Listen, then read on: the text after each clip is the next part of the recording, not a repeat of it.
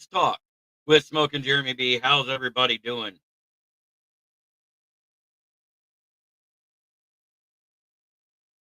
Man, Jeremy Fowler wrote a nice little article about the whole Isaac Tesla pick at 70 and why we picked him at 70, why we made the big move up, and it actually should open some of the casual fans' minds as to what exactly was going on there. He goes, number one, hints that Tesla stock rose significantly right before the draft, something the media may not have caught up with. Hey, we got Moonscar and Bill T in here. I'll be answering questions shortly. I want to read through this article so you can see exactly what Jeremy Fowler brought up. 2, notes inexperience at QB for Tesla's lack of production at Arkansas. 3, the New Orleans Saints and Buffalo Bills, who had picked 71 and 72 respectively, had great pre-draft process with Isaac Tesla and were interested with him. Denver may also have been interested, who picked at 88, just ahead of the Rams. So moving up from 102 to 70 took a lot of future draft capital, but it was to secure Brad Holmes' favorite player in the draft. This is the only one Brad Holmes beat the table about.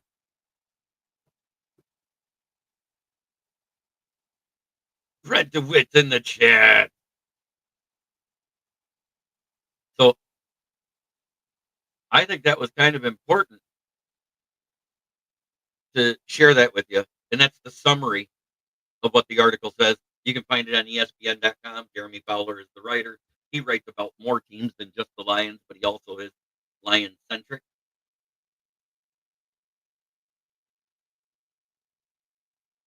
Dwayne Keene shows up. Good to see you, brother. Here's a little groove music for you. Let's get the right picture for it.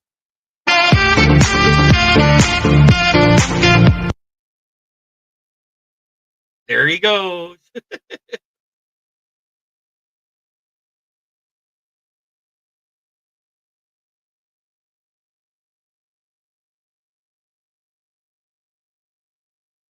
But I thought that was very enlightening what Jeremy Fowler put out there, that nobody knew how far Tesla rose up the draft board, that he was going to be picked possibly by the Saints or the Buffalo Bills at 71 and 72, that the Broncos were interested in him at 88.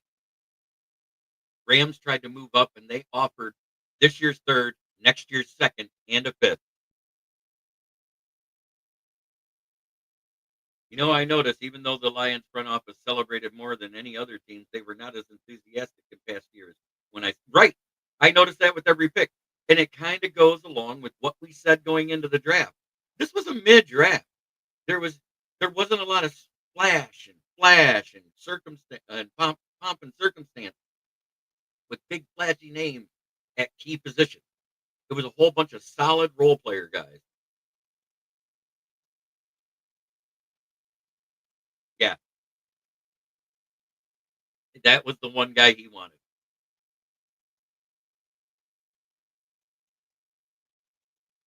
Oh, I 100% agree, and I think it's coming.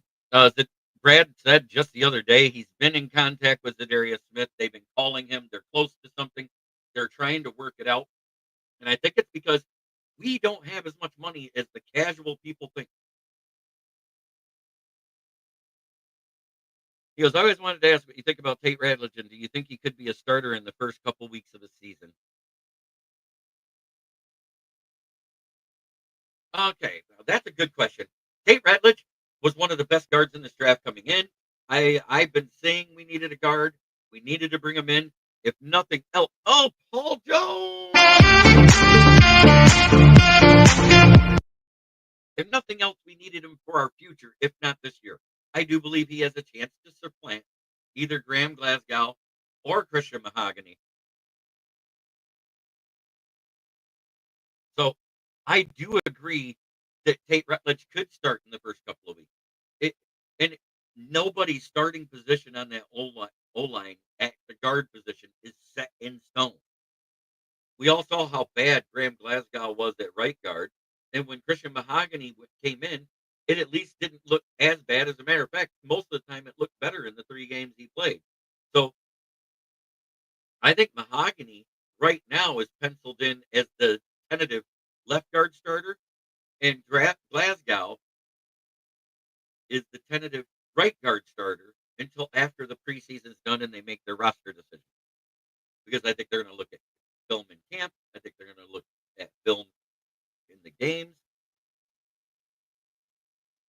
Oh, Frazier was a steal. He was supposed to be a third rounder at the latest. I don't know why he followed. He had no allegations, no character issues, interviewed well. Oh, I believe in the staff. I've always had faith.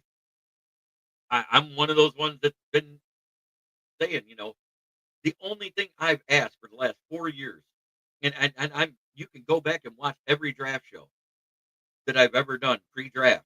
I've talked about three big wide receivers that we could use that we could take from day 2 to day 3 every year because I think we've needed a big bodied, stretch the field, contested catch wide receiver.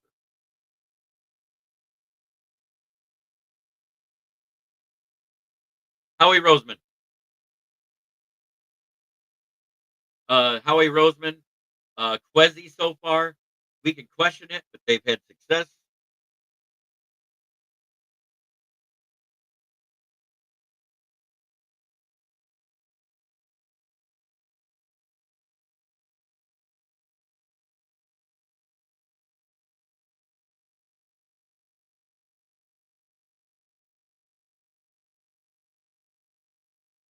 So Grant has been really good.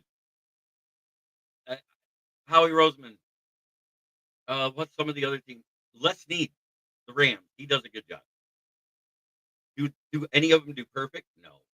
But those are your three of your biggest ones. John Lynch for the 49ers. The current GM for the Broncos, it looks like he's killing it. Exactly, Paul Jones. That is the only reason he fell. He was rated as a late second, early third rounder, and I think everybody filled most of the offensive needs, immediate needs earlier in the draft, and he became like a second thought, kind of like Christian Mahogany. Remember Christian Mahogany before everybody found out? Oh, he had a one leg shorter than the other. Ricky Sicard enters the chat. What's up, brother? But just like Christian Mahogany fell to the sixth round to us, that was a steal. He was supposed to be a second round pick, but everybody found out he had one leg shorter than the other, and he never played any position other than right guard. And they said, "Oh, he can't play a position other than right guard because of his leg." And then what did we do? We put him in at left guard. I think that would be a very smart move with the departure of George Pickens. I think it was very smart to get rid of Pickens because he's a diva. Uh, it, very rarely does a diva go from one team to the other and change. He's an he's an overvalued wide receiver. Bills, no. Bills, Bills didn't have to trade. They had pick 72. New Orleans Saints was interested in him. They had 71, and the Broncos were interested at 88, which is why the Rams tried to trade up. And the final offer they made the Jags was that pick 90, next year's second round pick and a fifth round pick. So in order for Brad to trump that pick, he had to give the 2/3. So it'd be a total of 3/3 they gave him. So you can say what you want, but everybody had to get in front of either the Saints or the Bills because they had 71 and 72 according to Jeremy Fowler.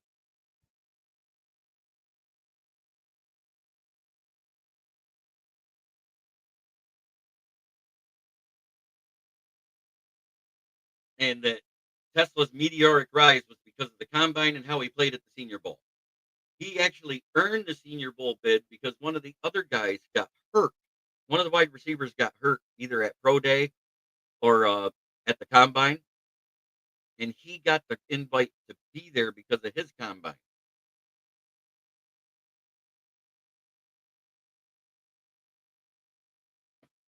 And he also pointed out the reason why he didn't have great stats is because he was a number 2 or number 3 wide receiver with a piss poor quarterback at Arkansas.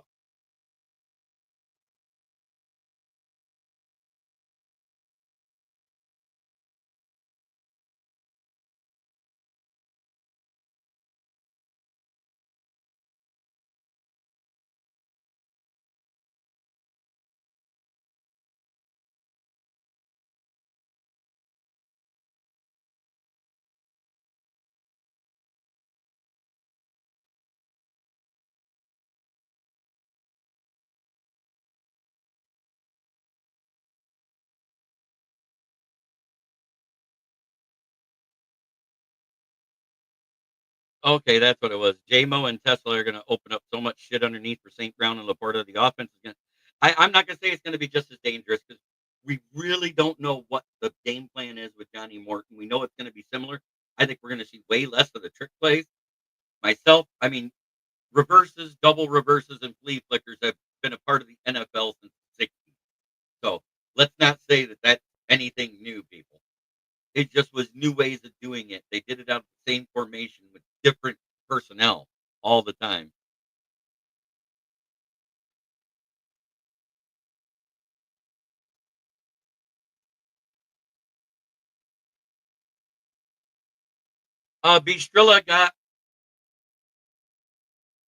Bistrilla got a new position and he's not available. Um, so he can't do the day shows anymore. But he was with us last night on the roundtable talk. I was running late. We did the NFC East and AFC East review. Next week it'll be AFC NFC South. The week after that will be AFC NFC West. Yes, Bill T. FTP. Let me put it up for you.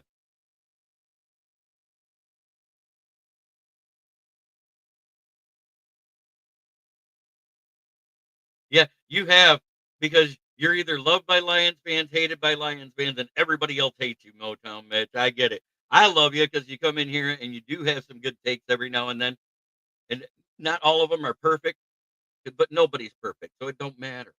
We're fans of the same team. We got to quit bashing people just because they get home rush. We've been smoking the Hopians since 1957, praying for another championship. And here you go. The best photo ever turned into the human FTP. That's just for you, Bill T. Fuck the Packers.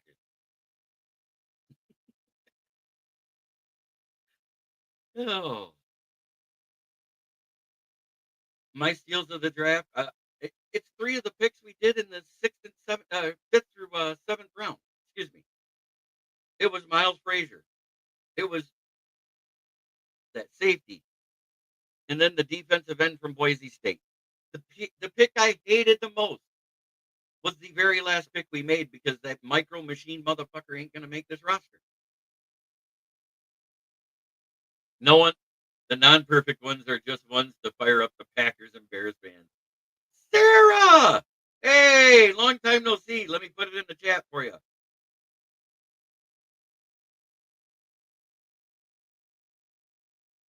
Oh, come on in.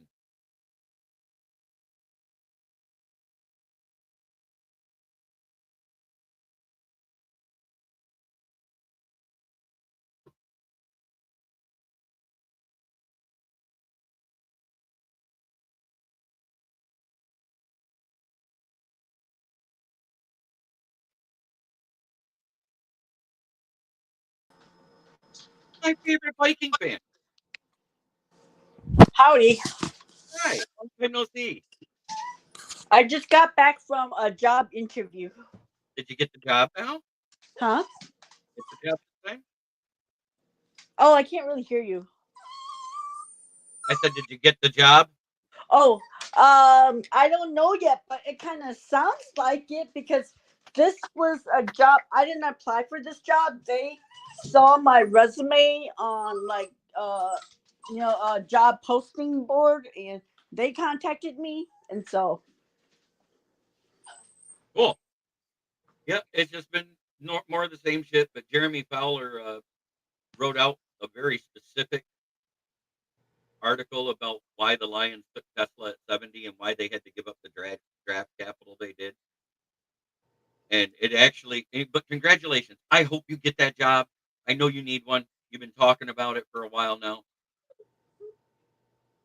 thanks. I have a question for you though. So Hmm. this morning I was listening to a Lions podcast, and the topic was that Ben Johnson like went out and said some shit about Dan Campbell and the Lions, and I was like, what is that all about? Oh, he did it at his presser when he first got there. He talked a little shit about the Lions. It, it's the same thing every coach does when they get a new coaching job and they just left the team to try and show the new team's fan base, hey, I'm not with them. You know what I mean? Yeah. Oh no, I thought it was just something new. That's what I'm No, guessing. no, because a lot of people didn't pay attention. They didn't watch the introductory presser of Ben Johnson and the shit he said over his first couple of interviews, trying to tell the Chicago fans, "Hey, I'm here. This is my focus now." And I get it, and it rubbed a lot of fans the wrong way.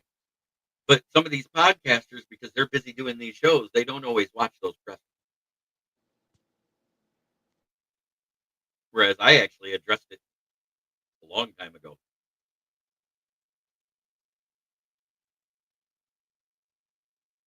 That's why I call him BJ Johnson. He's Blowjob Johnson now. He's sucked his way to a new job.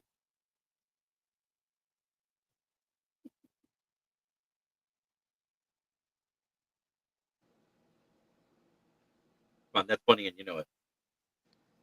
I'm gonna log out and log back in because something's wrong with my speakerphone. Like I can barely hear you. Yep. Because yeah, Ben Johnson just insured his Bears 2 losses to the Lions every year. No, it's Blowjob Johnson. He sucked his way to a new job.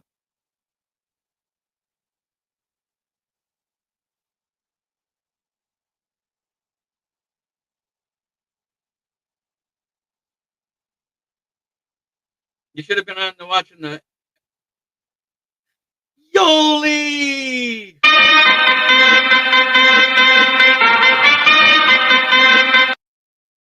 I gotta find a new song for you, Mitch. I don't know where my songs are on the new board, so I gotta find them.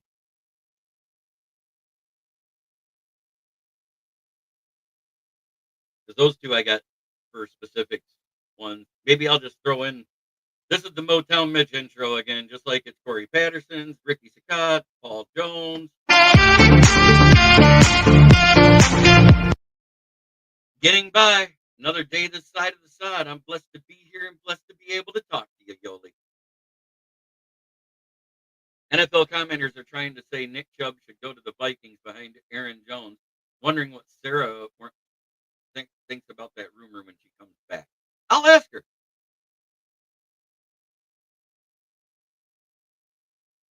I'm less than a month away from being totally done with all the court stuff, all the issues, and I can't wait. She's back. Hello? Is that better? Oh yeah, way much better. Now I Yeah, can hear you. it, last time, it took a second for you to connect before I could add you to the stage because it was saying your devices weren't connected. And sometimes when that happens, that means either your camera's not connecting, but you don't use your camera, so it had to be either the mic or the speaker. But Bill T has a question for you. He goes, NFL commentators are trying to say that Nick Chubb should go to the Vikings behind Aaron Jones. Wondering what you think about that. What? Like to me, it doesn't make sense. Why?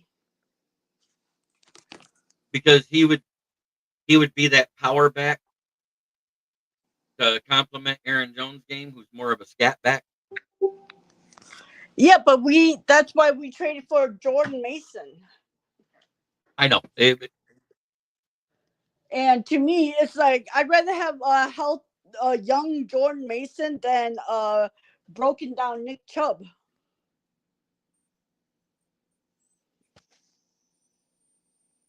Right.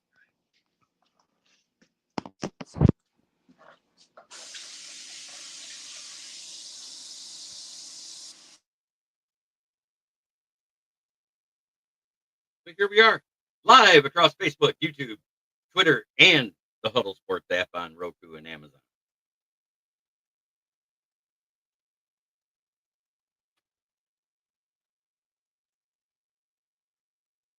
And one of the other teams that was thinking about taking Teslaa, for those that weren't listening earlier, 71 was the Saints, 72 was the Bills, and at 88 was the Broncos. That's why the Rams tried to trade up, and Brad wanted him, and he had to outbid the Rams to get that pick at 70. The Jags were debating on not taking any deals and just taking the pick overall. Amen, Broski Bear. Good to see you, brother.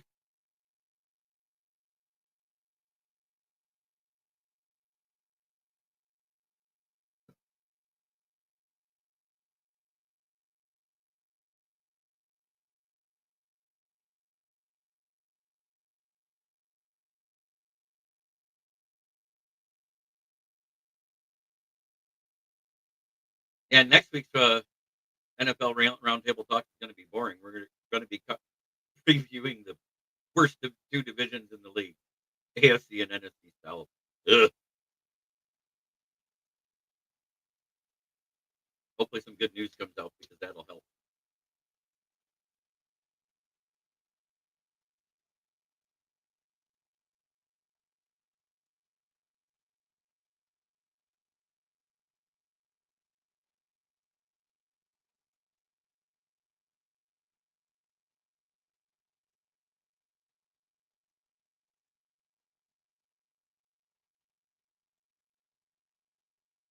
Loud, so that's why I have my mic off. Yep, that's okay. King of the Trolls, Broski with the mosty bullshit. Joseph Austin in the chat. And he goes, but Bill T does bring up what happens if Jordan Mason ever gets hurt? Then who would you get it if you don't want Nick Chubb behind Aaron Jones? And she just said somebody younger and no injury history is what she said. They're becoming a young team slowly but surely too. I mean, as long as they have grandfather Harrison Smith on the team, they're going to be guaranteed to be not the youngest team in the division. And that's just a slight thing.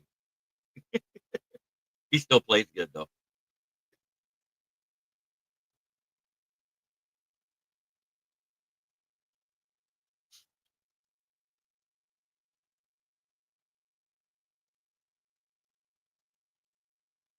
I love it. We got more comments than we got people watching.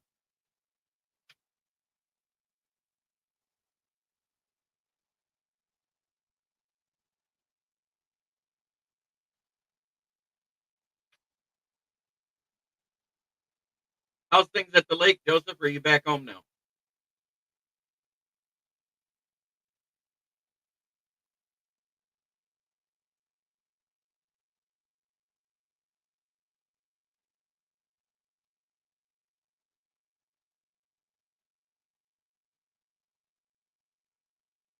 Man, it has been one hell of a week. Finally getting to where I'm sleeping at night again.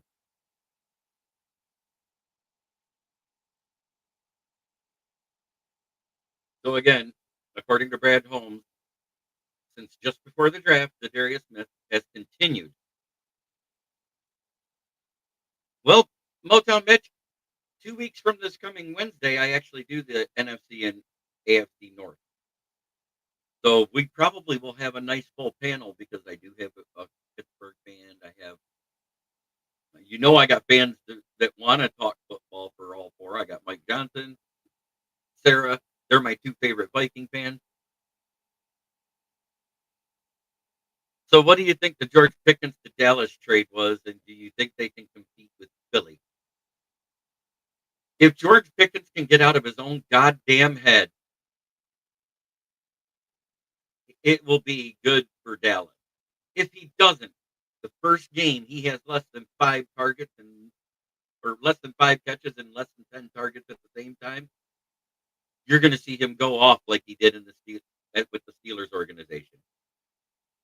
I just don't know why people think attitude problems with one team transfer to another team and they magically disappear.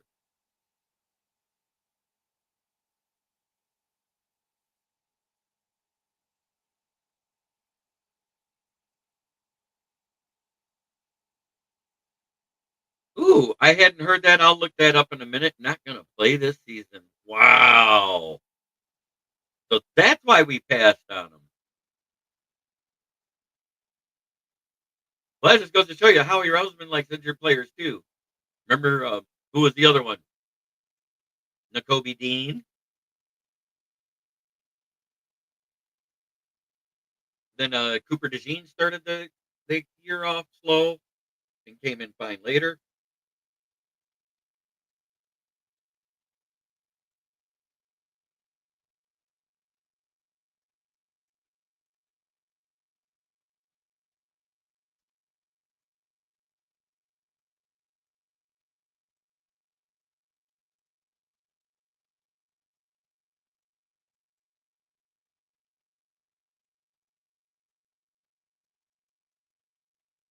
Let's see that.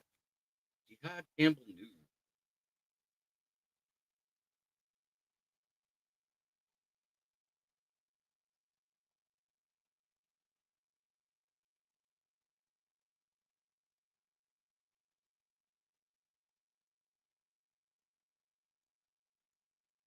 Yeah, he has a torn labrum in his left shoulder, requiring surgery. And he was unable to participate in the pro day. I got a And call he from made. the place I just interviewed, so I'll be back. Okay, no problem.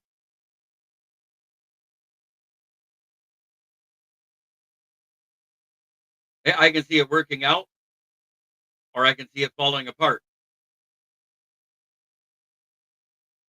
I absolutely agree. It's either going to be great or it's going to be awful. There is no in between with it. It all depends on George Pickens.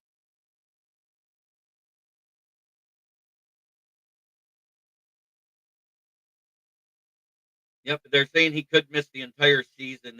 At the earliest, he could possibly return is December. But we all know about at the earliest someone can return. That only happens 40% of the time. Torn labrum. I know something about that.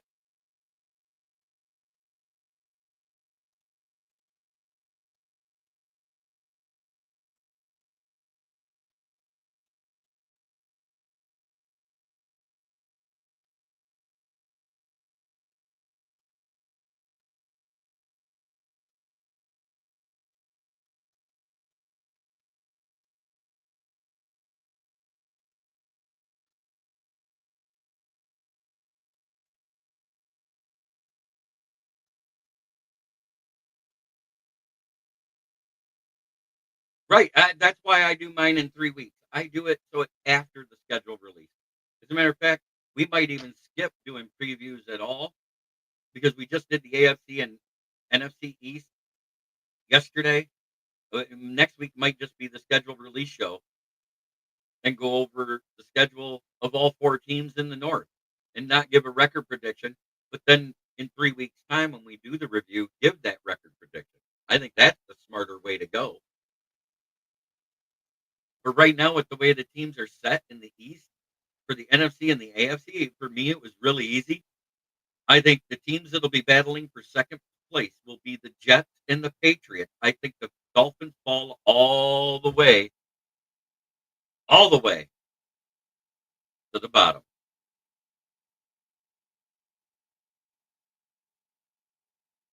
Yeah, lots of grass fields. If the Bears were to sign Nick Chubby and have a backfield of Chubby and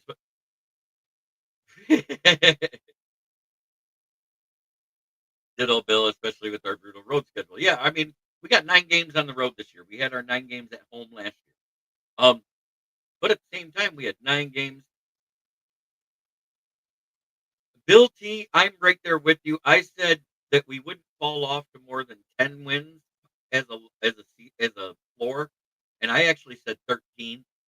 I think it's going to settle around 11 and 12 myself, which might be just enough to win the division or get second place. That's just my personal opinion. I don't know if we sweep the division again because I feel like every team in the division got better. I think it's going to be more of what I predicted last year will happen. And I'll admit, I was wrong. I said we'd split with every team in the division and win the division still. That was what I predicted. We swept the division and we won a lot of games. We won 15 games, so we won 9 games outside of our division, plus all 6 games in the division, despite not having Aiden Hutchinson since week 6, despite not having Marcus Davenport since week 3. We didn't get to add Darius Smith to the starting lineup until week 10.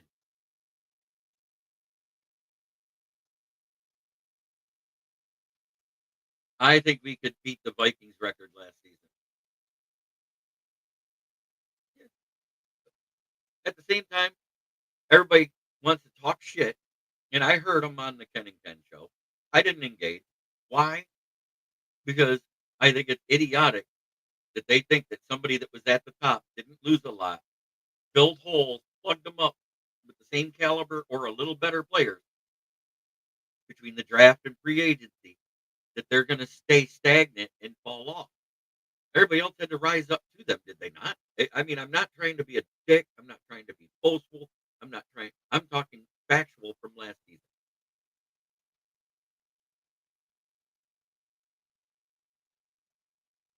The stats back me up. We went 6-0 in the division for the first time since God knows when.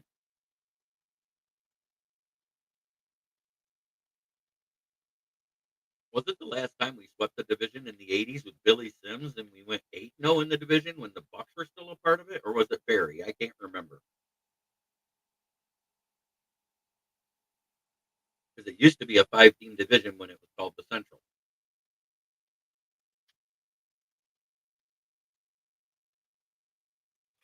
And I always hated that the Bucks were in it because they should have been South, which is where they're at now.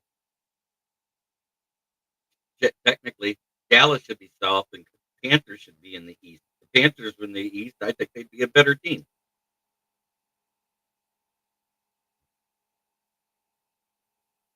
But if Dallas was in the South, they'd win the division every year.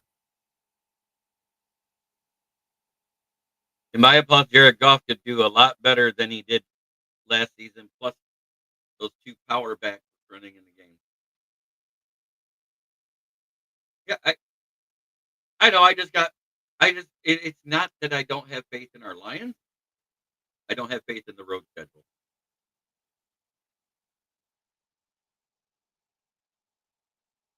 I know, Joseph. We talked about it. We had seven starters.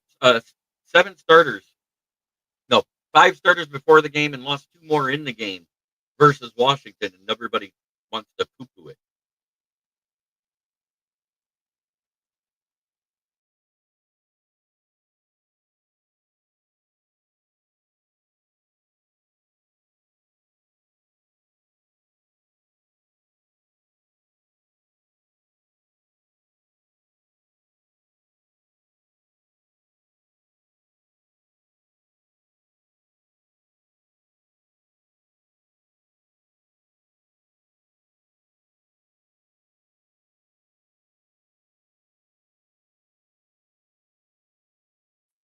Technical difficulties. I'm back.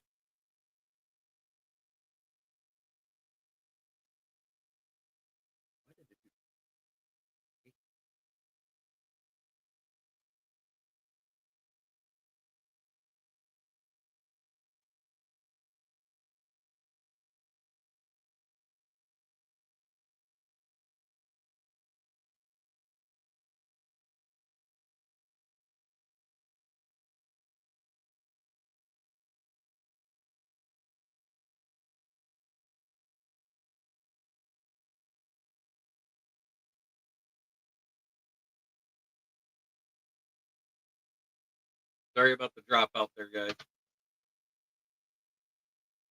It's like everyone saying the Eagles will repeat as champions again. I really don't see how they can. They lost 11 of their starters for them.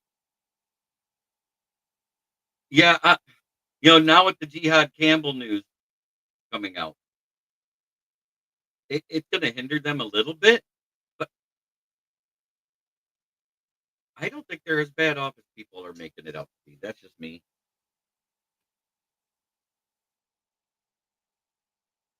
I still think they're because of the depth of talent on that team is why I say that.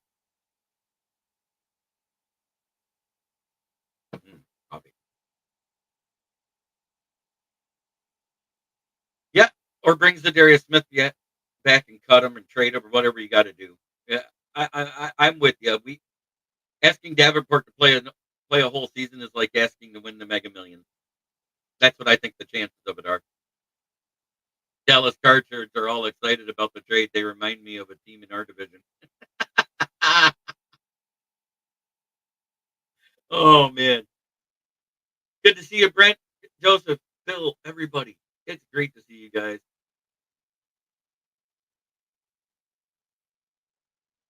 I actually have to fill out a full dossier for this freaking court date next month they gave me. I got to turn it in by tomorrow, maybe Monday at the latest. I'm gonna be writing so much. I'm gonna be like this for the next 4 weeks.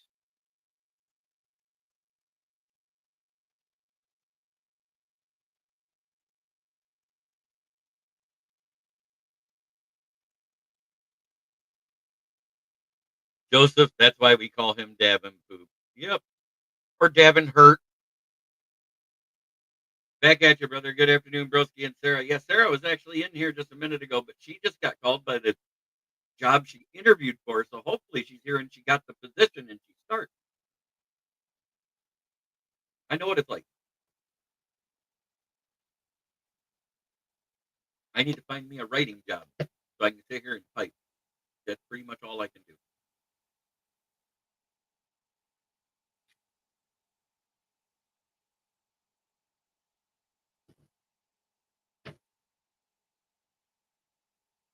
Amen, Brent.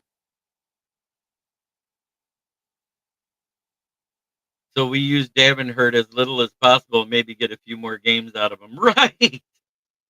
So you're saying there's a chance.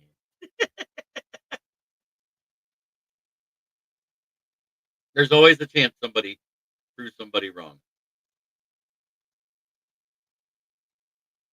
Always a chance.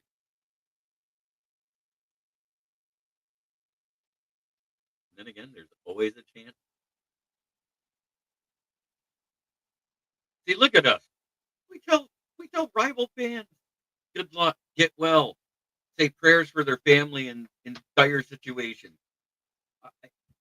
And I've seen some of the fans of the other teams do the same thing right here on this show.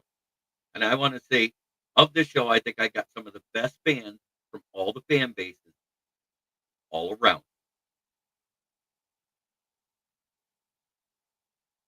Do we talk shit a little bit and get a little personal at times? Yes, we all do it. We all get hurt, get in our feelings, and say something we don't mean because we actually don't mean it.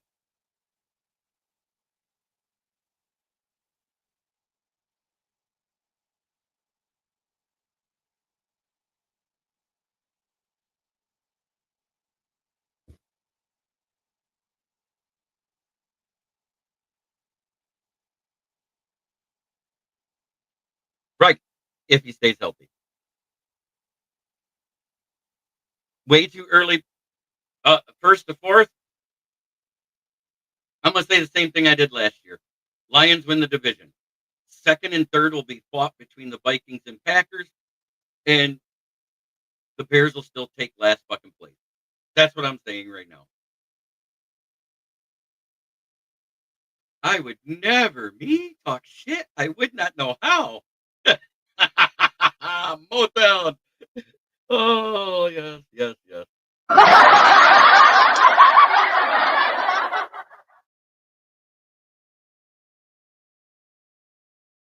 This this season, this off season, hearing the Bears talk as much shit as they do about us, I want to see them be in fourth place again, so I can go.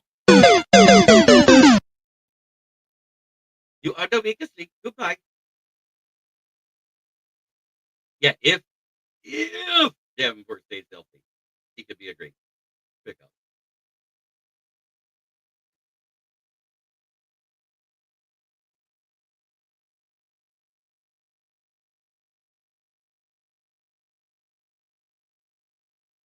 I said 6-9.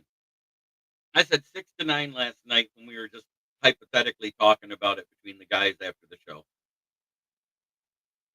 for the Bears. That's where I see him at. And I have the floor of the Vikings and the Packers at 9 wins and a possible 11. And I said the Lions are 10-13. And that's where I was at. That's my record prediction. And I'm going to stick with them. And it may change when I see the schedule. But that's what I'm going with off my gut looking at the rosters right now.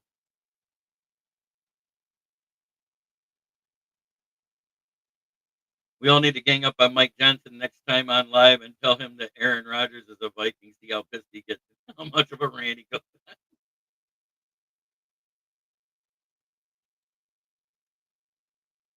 So many have the Bears in second place. Everything develops perfectly. Maybe they can do that. I believe it's going. I think it's at least 2 years. John Doerr's voice alone will upset you. Yes, it does. John Doran has that grating voice. I was listening to the Tigers stress me out last night. Missed the show. LOL.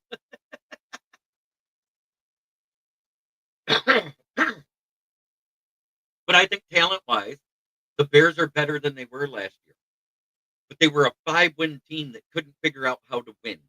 And sometimes when you have most of that roster still there and you're just plugging holes and changing a few things, that negativity of not being able to win, because we've seen it as Lions fans, we've seen it with our team. Hall get the best players at good position. It's like, man, we look like we're ready to go and can't win a fucking game. Losing close games. Just like Minnesota Vikings that year in the 2021-2022 season. They won 13 of their 17 games and lost to the fucking New York Giants, who had a 9-win season under rookie coach Brian Daboll that year. Right. I that's what I want to see too. He sounds like he is. Ricky, I want to tell you right now, he sounds like a coach right now. Oh yeah, speaking of the Tigers, they are doing an awesome job. Hopefully they amen. It's not about how you start, it's how you finish in Major League Baseball. It's a grind, 162 games. You know, everybody says, man, baseball contracts are too big. If you break it down per game, they have one of the smallest game checks of any team, any player gets in any professional league. Dorn's prediction 17-0, Lions 0-17, but he's not a homer.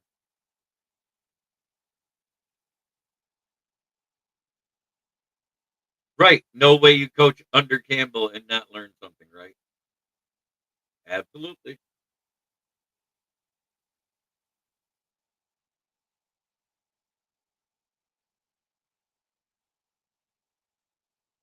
Absolutely.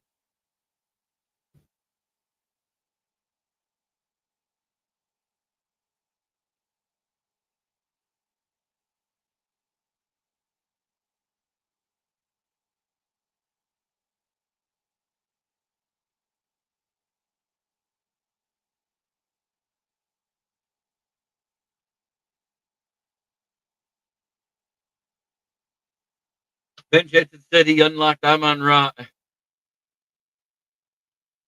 and told Brad to get to draft Gibbs. Yes, we're screwed, Jeremy. um, Brad Holmes pounded the table for Gibbs so hard, and JMO, and he pounded the table that year for Sewell and Amon Ra. I don't get where.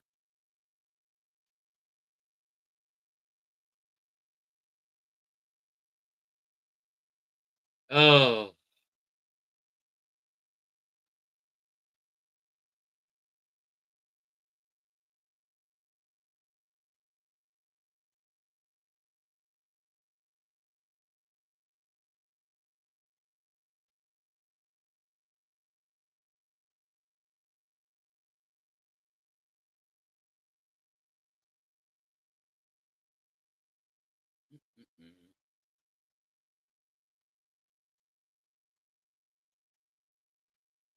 I don't get it. And Javi Baez looks like he's finally looking like the player we wanted. Finally earning it.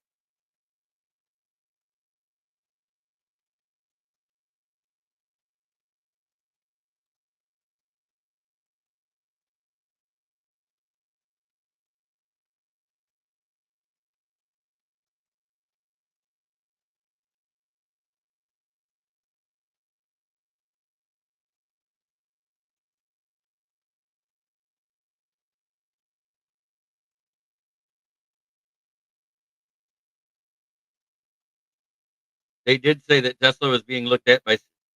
How does Brad? Because GMs talk. But Jeremy Fowler wrote the whole article, and I'll go over it one more time before I get into our sponsors. You know, the ones we all love so much. But Tesla was looking at being picked by the New Orleans Saints and the Buffalo Bills, who had picked 71 and 72. The Rams tried to trade up to 70 because of that. They offered this year's third, next year's second, and next year's fifth to move up. So in order for Brad to move from 102 instead of 90 like the Rams to 70, we had to offer 3 third rounders and the 5th round pick. So if you think about it, when you're competing with a second round pick, a future second round pick, it would take at least 2/3 to equal that. And another team that was interested why the Rams tried to trade up is the Broncos at 88. And he wrote up the whole detailed thing. I'll read it to you, read it off again, exactly what he said about what happened with him. Because I summarized the article this morning so I could talk about it, the first talking point. Hints that Tesla stock rose significantly right before the draft, something the media might not have caught up with. Note that an inexperienced QB for Tesla lack of production. Yeah, isn't that interesting? 3, the New Orleans Saints and Buffalo Bills, who had picked 71 and 72, respectively, had great pre-draft processes with Isaac Tesla and were interested in him. And Denver at 88 may have been interested too. So moving up from 102 to 70 took a lot of future draft capital, but it was to secure Brad Holmes' favorite player in the draft. Well, we traded one of those comp picks already. That was the second one from Aaron Glenn. That's why we have 2 picks. It's going to be our regular pick plus that comp pick we were getting from Aaron Glenn that we traded. And I don't know what we're getting for if we get one for iffy or not. I think it'll be a 4th, 5th rounder at best, probably a 6th. Well, no, he was picked in the 3rd round. It might be a 3rd rounder for him. I didn't even think about that. Oh no, that's sad. Rest in peace, Chet Lemon, one of my favorite players from the '84 World Series team. Came over from Chicago White Sox. He was with the Chicago White Sox in '81. I know because that was his rookie card. And in the misprinted version of the Don Ross '81 series, the first year they put out baseball cards, his picture was reversed. It was a reverse one, and it had to be reissued it the right way. Rest in peace, Chet.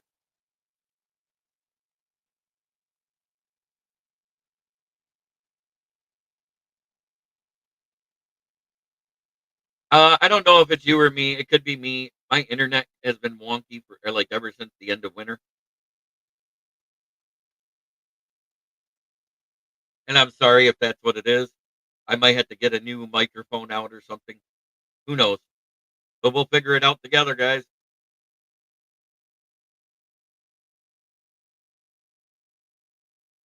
Okay, JB, show off some more. That's knowledge there. You can't teach that. He goes, damn, late 3rd round picks too. Lions rosters tough to crack. Amen. Um, Guys, I think that are on the bubble for after the preseason, as of right now.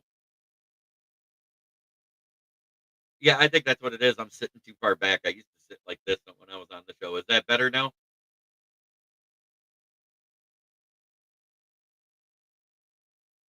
I see what it is. There, I got it more directed at me. That way, it's actually pointed at my face instead of off to the side to the corner. I think that's what it was. Even though it's a multi-directional mic, they have a sweet spot, and I think that's what it was.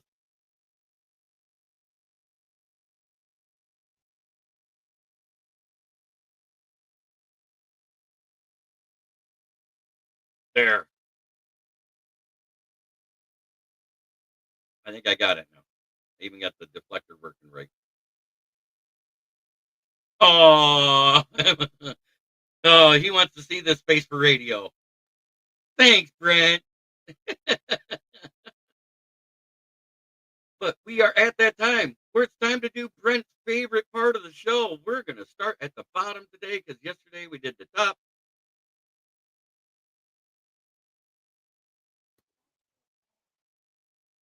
Fuck the Bear. In 3rd place, FTP.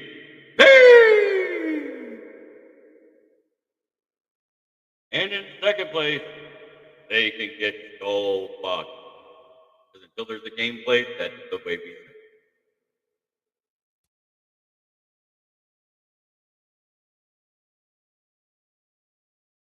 Sweet spot. Never mind. FTP. I want to thank everybody for watching. It's been a great day. I'm going to go enjoy the weather outside, do my paperwork, have a smoke. drink some pop. Tonight, I will be a part of Driving the Top Productions UFL show. I got to look up stats for that. It's going to be fun. I cover the Michigan Panthers for them, so I now do UFL.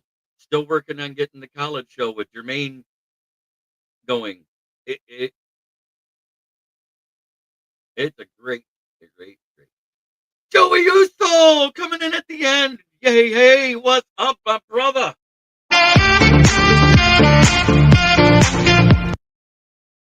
The champ is here. I'll say it for him. The champ is here.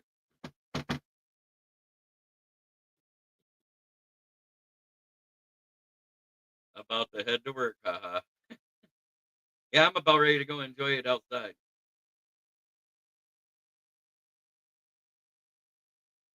Congratulations again to your Eagles, motherfucker.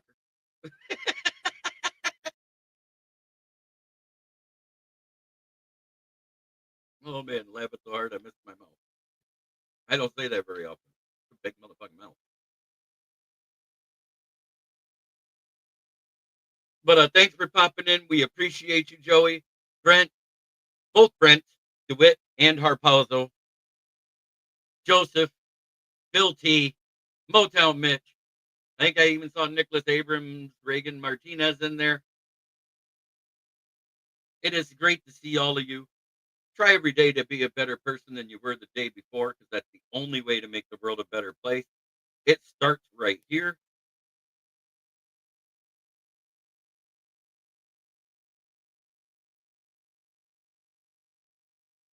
And we are out.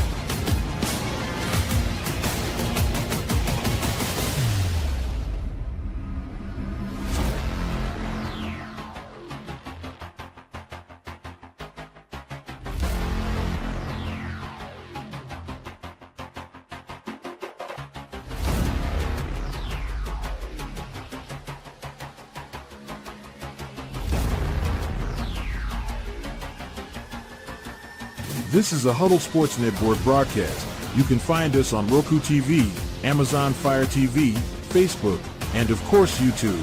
Get all your NFL news here first.